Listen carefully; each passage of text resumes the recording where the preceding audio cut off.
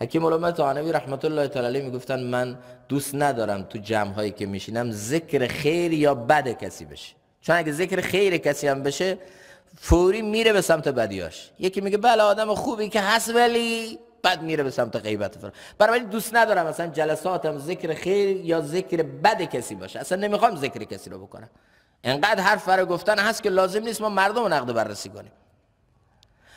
ببینید یه وقتی یه جلسه ای میشه، خب تو این جلسه خدا نکنه یکی بگه فلانی ماشینشو بد پارک کرده بود، فلانی نمیدونم فلان روز این خطا رو کرده بود، بعد اون جمع چیکار میکنن؟ چیکار میکنن به نظرشون؟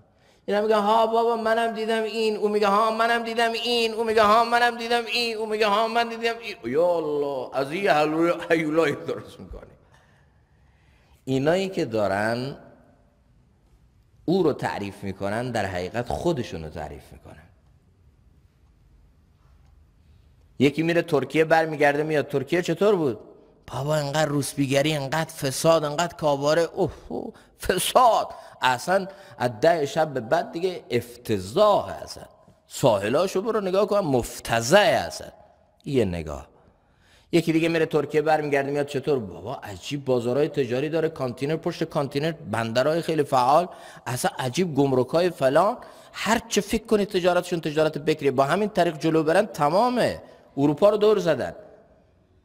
یه نگاه. یکی دیگه میره ترکیه برمیگرده میاد ترکیه چطور بود؟ عجیبه، اصلا مسجداشون فول جمعیت، اذان 5 وقت، به محضی که اذان میشه مسجد بود، جماعت تبلیغشون فلان، اصلا عجیب صحنه، مردم دین دوستی، اسم رسول الله میاد اشکاشون جاری میشه. یه ترکیه 3 نفر با 3 نگاه. اینا ترکیه رو تعریف کرده یا خودشونو؟ بگید اینا کیو تعریف کردن؟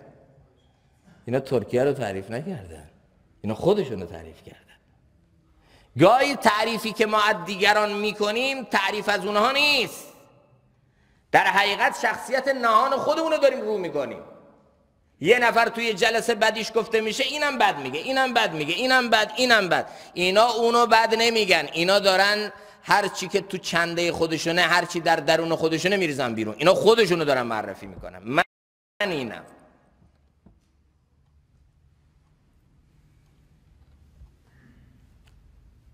وگرنه آدم خوب همیشه خوبی ها رو میبینه. شما ببینید یه حشره الله تعالی داره به نام زنبور، میگرده دنبال گلا، میشینه روشون شهدشون رو میکشه، میاد تو کندو با چه هنرهایی که حالا خودش داره، بحث کندو بحث مفصلیه، ازش شهد درست میکنه شفاء للناس.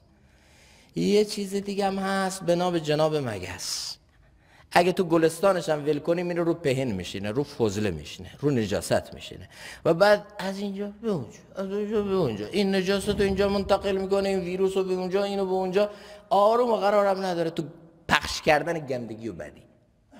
خلا قرش لایق اون زنبور شفاء للناس تولید میکنه، این مگسه، اگه تو گلستان هم ولش بکنی میره دنبال فضله و پهن و گندگی میگرده، رو اینا میشینه گندگی رو پخش میکنه. اینا خودشونو دارن معرفی میکنن. همینطور شخصیت افرادی که جلوی ما هست شخصیتی هست که هم توش گله هم پاشون پهن و فضل است. این تویی که رو کدوم یکی میشینی،